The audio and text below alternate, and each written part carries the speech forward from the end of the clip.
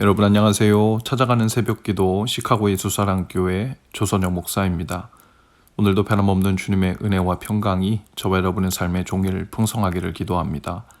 오늘 말씀은 다니엘서 8장 1절에서 8절까지 말씀입니다. 제가 읽어드리지요. 벨사살이 왕위에 오른 지 3년이 되는 해, 나 다니엘은 처음 본 것에 이어 두 번째로 환상을 보았다. 환상 속에서 보니 나는 엘람 지방 수산성을 을레 강가에 서 있었다. 내가 눈을 들어보니 숫양 한 마리가 강가에 서 있는데 그 숫양에게는 뿔이 둘 있고 그 뿔이 둘 다 길었는데 한 뿔은 다른 뿔보다 더 길었다. 그 더 긴 것이 나중에 나온 것이다. 내가 보니 그 숫양이 서쪽과 북쪽과 남쪽으로 들이받는데도 아무 짐승도 그 앞에서 대항하지 못했으며 그 손에서 구해낼 수 있는 이가 아무도 없었다. 그 숫양은 자기 마음대로 하며 더욱 강해졌다. 이것이 무엇을 뜻하는지 알아보려고 생각에 잠겨 있을 때 숫염소 한 마리가 서쪽으로부터 올라와서 땅에 두루 다니는데 얼마나 빨리 달리는지 발이 땅에 닿지 않았다. 두 눈 사이에는 뿔 하나가 뚜렷이 보였다. 이 숫염소가 두 뿔을 가진 숫양 곧 내가 강가에 서 있는 것을 본 그 숫양에게로 다가가서 성난 힘으로 달려들었다. 내가 보니 그 숫염소가 숫양에게 가까이 가서 몹시 성을 내며 그 숫양을 쳐서 두 뿔을 부수어 버렸다. 그 숫양은 숫염소와 맞서서 싸울 힘이 없었다. 숫염소가 숫양을 땅에 집어던지고 짓밟았으나 그 손에서 숫양을 구해낼 사람이 없었다. 숫염소가 매우 강해지고 힘이 세어졌을 때 그 큰 뿔이 부러지고 그 자리에 뚜렷하게 보이는 뿔 넷이 하늘 사방으로 뻗으면서 돋아났다. 아멘. 다니엘서는 두 개의 언어로 기록된 성경입니다. 1장 1절에서 2장 4절까지 그리고 8장부터 12장까지는 유대인의 언어인 히브리어로 기록되었고요. 2장 4절부터 7장까지는 당시 이방인의 언어였던 아람어로 기록되었습니다.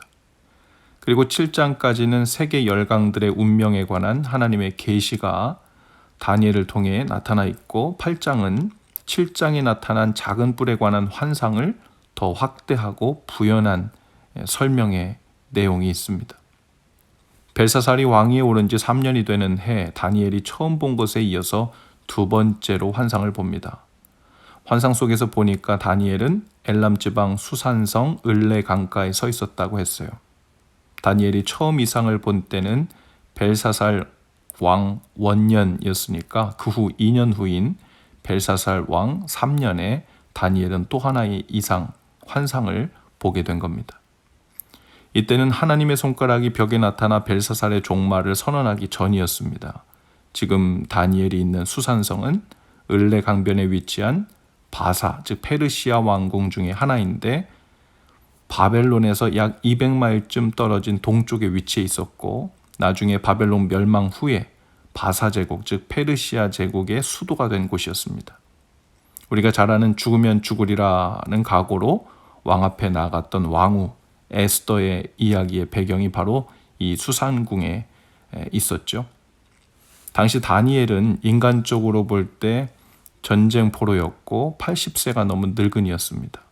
그는 소년이었을 때 유다에서부터 바벨론으로 포로로 잡혀왔고 대부분의 생애 전체를 이방 땅에서 보냈기 때문에 평생을 외로움과 슬픔에 빠져 깊은 한숨만 남는 것이 한숨밖에 남는 것이 없었을 것입니다.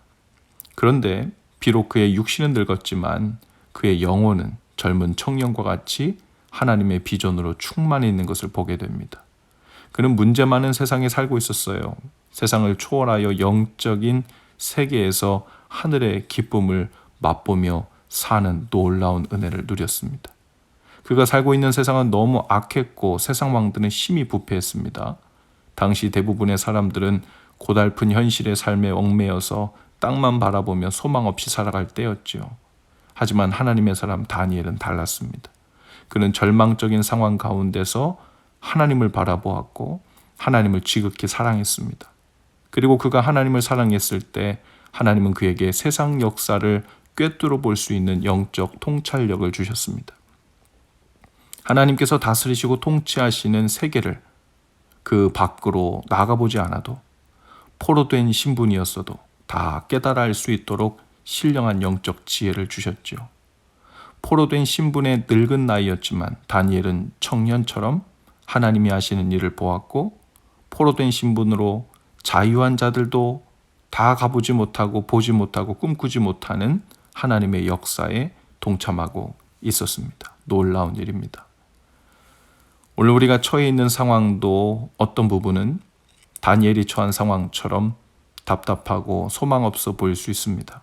너무도 오랫동안 하나님의 일하시는 손길이 보이지 않는다고 생각될 수도 있죠. 육신의 힘은 약하고 가진 것도 아는 것도 너무 미미해서 내 힘으로 무엇 하나 제대로 할 수 있는 일이 없다고, 이대로 하루하루 생활의 염려에 포로된 자처럼 살다가 내 인생을 마감하는 것인가 싶을 수도 있지요.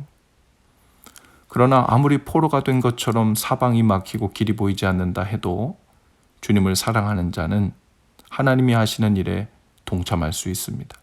하나님께서 하늘길을 내셔서 우리와 동역하시고 우리의 기도를 들으시고 세상 역사를 바꾸시는 분, 바로 그분이 우리 하나님이십니다.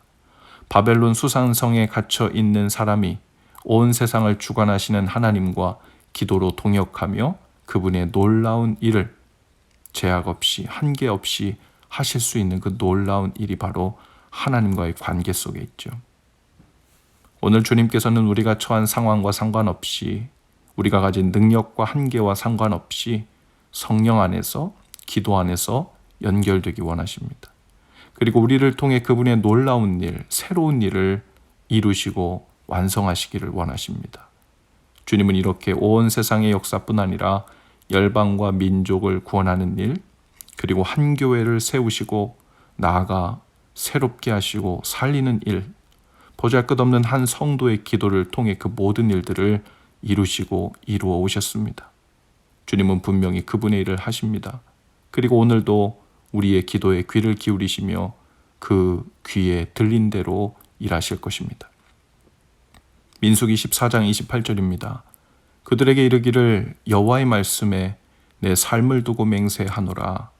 너희 말이 내 귀에 들린 대로 내가 너희에게 행하리니.